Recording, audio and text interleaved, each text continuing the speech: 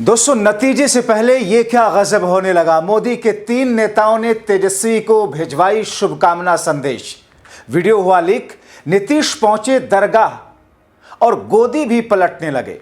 स्वागत है आप सभी का। आप देख रहे हैं द राजनीति का विशेष सेगमेंट खबर और विश्लेषण। मैं हूं जबार खान।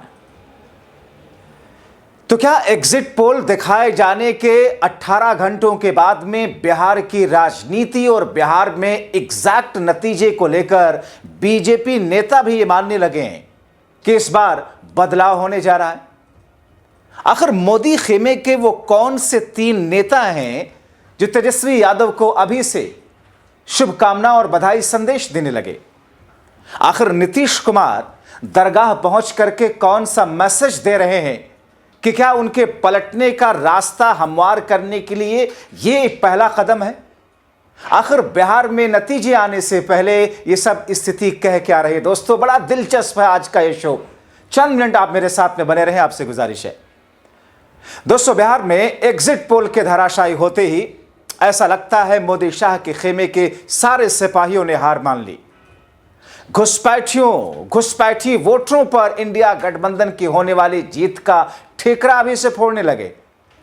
ये तो दोस्तों तब होता जब 14 नवंबर आ जाता, नतीजे आ जाते।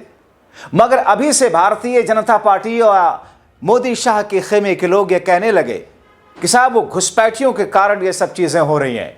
यानी कि बिहार के दूसरे चरण के आखिरी चरण के मतदान के बाद में जो एग्जिट पोल दिए गए वो सारे के सारे बेईमानी से साबित हुए। अब खुद ही बीजेपी और मोदी शाह के खेमे के लोग तेजस्वी को बधाई देते हुए दिखते हैं और कुछ दूसरे नेता दरअसल इंडिया गठबंधन और तेजस्वी की ताजपोशी के जिम्मेदार उसके पीछे घुसपैठियों को बता रहे हैं। हताशा ऐसी कि बिहार में घुसपैठियों के होने की बात करने लगे ये लोग कि उनके कारण इंडिया गठबंधन जीत रहा। आपके सामने इनके झूठ के तागे खोलता हूं दोस्तों। इनका झूठ कैसे तोड़ूंगा, मगर उससे पहले इनका गटर ज्ञान सुन लीजिए। अरे घुसपैठिया लोग सब आ चुके हैं बांग्लादेश से। उन लोग को नहीं हटाया जाएगा, उनको वोटर कैसे मानेंगे? हद हो गई बात। सब जेन्युइन है भाई। चुनाव आयोग पे आप कैसे शक कर सकते? सारे घुसपैठिया थे। बंगाल चुनाव उसी पर जीता जाता है, तो आप पता चला बिहार से। ऐसा नहीं, लोग मिच्योर बात करें। दोस्तों, तभी उस यूजर ने जिसने वीडियो पोस्ट किया उसने लिखा कि समोसा सांसद कह रहा घुसपैठिए लोग आ गए हैं भारत में बांग्लादेश से इस समय। अभी इसको कोई ये बताए कि बॉर्डर की सुरक्षा अमित शाह जी के जिम्मे है, तो लोग कैसे आ जाते हैं? मतलब बीजेपी वाले आने दे रहे हैं। समोसा सांसद बड़े नाराज हैं मित्रों, लग रहा है। अब दोस्तों, यहां कई सारे पेच हैं। बिहार में एसआईआर हुआ, मगर चुनाव आयोग ने एक भी घुसपैठिए का जिक्र अपनी फाइनल लिस्ट में नहीं किया। किसी और शो पर इसका मैं व्याख्या करूंगा। मगर इस बीच में दोस्तों जो दूसरी बड़ी घटना हुई कि नीतीश कुमार हाईकोर्ट स्थित मजार के दर्शन करने के लिए, मजार की ज़ियारत करने के लिए, चादर चढ़ाने के लिए पहुंच गए। वहां पहुंचे, चादर चढ़ाई, सांप्रदायिक सद्भाव की मिसाल पेश करने की कोशिश की, आपसी समरसता को बेहतर करने, आपसी भेदभाव खत्म करने, यानी कि एक तीर से नीतीश कुमार ने कई निशाना लगाया। एक तो भारतीय जनता पार्टी, मोदी, शाह, योगी, हिमंता बिस्व शर्मा को करारा तमाचा लगाया कि साहब ये बिहार है, यहां आपसी सौहार्द चलता है, धर्म के नाम पर वोटिंग नहीं। और दूसरा, 14 नवंबर के बाद की स्थिति के लिए रास्ता हमवार करने लगे, यानी कि उस रास्ते को लेवल करने लगे ताकि लोगों के मन में भी एक बेहतर तरीके से अचानक कोई झटका ना लगे, बल्कि लोग सोचने लग जाएं कि हां ये संभव है। अब दोस्तों, नीतीश कुमार का वेशभूषा आप देखिए इस वीडियो में। सफेद रंग का साफा पहन करके किस अंदाज में वहां जाकर के क्या कुछ मैसेज देने की कोशिश कर रहे हैं, मानो प्लान बी के लिए रास्ता खोलने की शुरुआत हो। सब वोट जाएगा क्या का दिखाया जाएगा। और परिणाम के पहले नीतीश कुमार लगातार चुनाव में जुटे हुए हैं।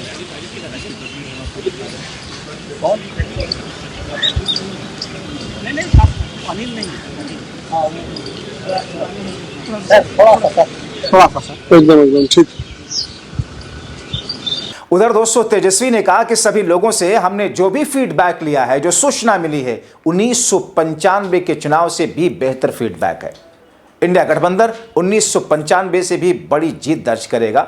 मगर गोदी मीडिया तो सब अपने आका की तरफ से दिहाड़ी मजदूरी का हक निभा रहे थे कि साहब उन पर उनके आका कोई कार्रवाई ना कर दें। सभी लोगों से जो हम लोगों ने फीडबैक लिया, जो हम लोगों को सूचना मिली, बेहद पॉजिटिव सूचना हम लोगों को मिली है। और पहले इस तरह का फीडबैक नहीं आता था जो फीडबैक इस बार आया है। आप कह सकते हैं कि 95 का जो चुनाव का जो फीडबैक था उससे भी बेहतर फीडबैक हम लोगों। वही गोदी मीडिया है जिन लोगों ने सर्वे दिखाया, जो पाकिस्तान में इस्लामाबाद, लाहौर, कराची को कब्जा दिए थे, ये उन्हीं का सर्वे है। और SIR के दिनों घुसपैठियों को घुसा दिया था बिहार में। ये वही गोदी मीडिया जो है एक प्रोपेगेंडा मोदी जी की एजेंसी द्वारा ये अधिकारियों पे दबाव को लेकर के कि काउंटिंग के दिन एक मानसिक तौर पे लोगों का दबाव बना रहे, इसलिए ये पूरा जो है सर्वे जो है कराया गया है। अब दोस्तों, इस फीडबैक के बारे में आपको डिटेल से बताऊंगा भी, मगर जहां एक तरफ सारे डॉगी एग्जिट पोल एजेंसियां अब माफी मांग रहे हैं, अपने डेटा को करेक्ट कर रहे हैं, तो दूसरी तरफ एक वीडियो एनडीए के एक नेता के, जो एनडीए के एक सहयोगी पार्टी के मुखिया का वीडियो जो कि वायरल हो रहा है, जो तेजस्वी खेमे के जश्न को और बढ़ा रहा है और मोदी खेमे के टेंशन को और टेंशन दे रहा है। इसीलिए दोस्तों, अखिलेश यादव ने साफ कह दिया कि बीजेपी उनके पालतू एजेंसियों को झूठ फैलाते हुए देखकर सुन करके निराश होने की इंडिया गठबंधन के लोगों को कतई जरूरत नहीं। इनकी चंडीगढ़ वाली चोरी सबने देखी है, कैमरे पर देखी है, और फिर सुप्रीम कोर्ट की कार्रवाई भी देखी और सुनी है। ये जो एग्जिट पोल है डिमोरलाइज करने के लिए है कि निराश हो जाए वर्कर, इसलिए हम लोगों ने कहा निराश नहीं होना है, मजबूती से खड़े रहो। इनकी चंडीगढ़ वाली चोरी सबने पकड़ी है और सीसीटीवी और तमाम चैनलों पे और तमाम कैमरों पे इनकी चोरी लगातार पकड़ी जाती है, बेईमानी पकड़ी जाती है, इनकी हरकतें पकड़ी जाती हैं। तो बताओ चंडीगढ़ में चोरी किसने नहीं देखी? बताओ, कोई चैनल बता दे ना देखा हो। सुप्रीम कोर्ट ने क्या कहा था? तो ये केवल भूमिका तैयार कर रहे हैं जिससे बेईमानी कर सकें। दोस्तों, तेजस्वी ने गटर मीडिया के कलई खोलते हुए इंडिया गठबंधन की जीत की थ्योरी भी बताई है। कैसे?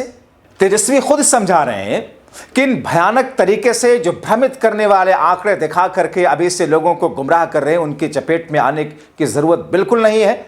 इस बार 72 लाख लोगों ने ज्यादा वोट किया है 2020 के मुकाबले, एनडीए को बचाने के लिए नहीं बल्कि वोट फॉर चेंज किया है। ये जो पीएमओ से जो तय होकर के आता है, जो अमित शाह जी अपने कलम से लिख करके देते हैं, फलना चैनल को, फलना चैनल को, फलना चैनल को, वही बेचारे मीडिया वाले जो है बयान अपना कहते हैं, बोलते हैं।